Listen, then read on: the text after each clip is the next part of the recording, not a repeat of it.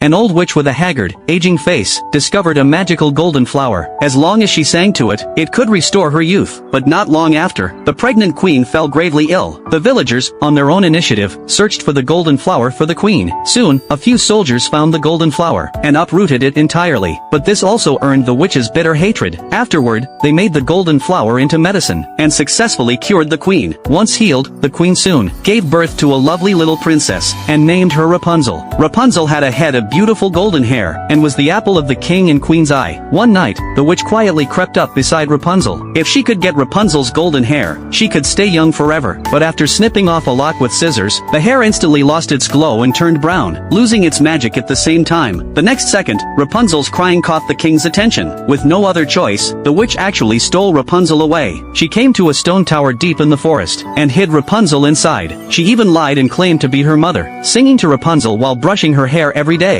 Seeing her eternal youth restored once more, the witch secretly vowed to hide Rapunzel here for the rest of her life. Yet even as a child, Rapunzel discovered a secret. At the same time every year, thousands of sky lanterns would appear in the night sky. They were released by the king and queen, hoping that one day their lost daughter would come home. Soon, 18 years passed. Rapunzel grew up. She also kept a chameleon named Pascal, and over those 18 years, Rapunzel's hair had grown to an unbelievable length. Let down, it could practically cover the entire room. Yet she had never once left the room. Every time the witch came, she would call Rapunzel's name from below the tower. Then Rapunzel would obediently let down her long hair, and let the witch grab onto it and climb up. That day, Rapunzel finally mustered up the courage, and told the witch that tomorrow was her birthday, and she wanted to go see the outside world. The witch flat out refused, saying the outside world was extremely dangerous, full of man-eating monsters, and rampant criminals. The most terrifying thing of all was a creature called man. Don't even think about it, just stay here with mother. That's the safest place for you. But what the witch never expected was that not long after, a man actually found his way here. The man's name was Eugene,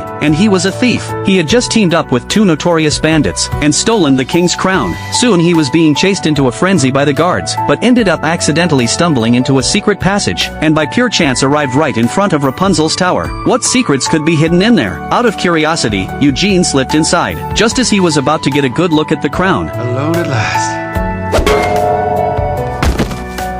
Rapunzel used a frying pan to gently brush his hair aside. So this was the legendary creature called man? He didn't look anything like what mother had described. He didn't have big fangs, and he was actually pretty handsome.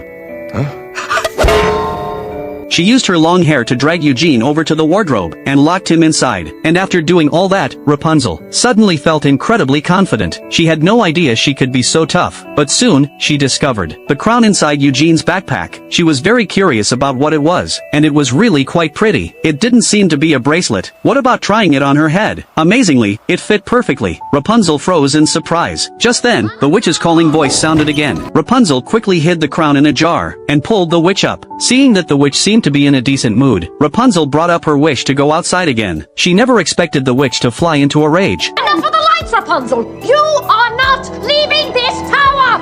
Ever! Rapunzel's heart sank instantly, but she didn't fight back. Instead, she made another wish. She wanted a new set of paints. The journey was a bit long, but since it was Rapunzel's birthday after all, the witch still agreed. Once the tricked witch had left, the clever Rapunzel finally let Eugene out. Pascal went up and tried to wake Eugene, but it was completely useless. Left with no other choice, he had to use his last resort.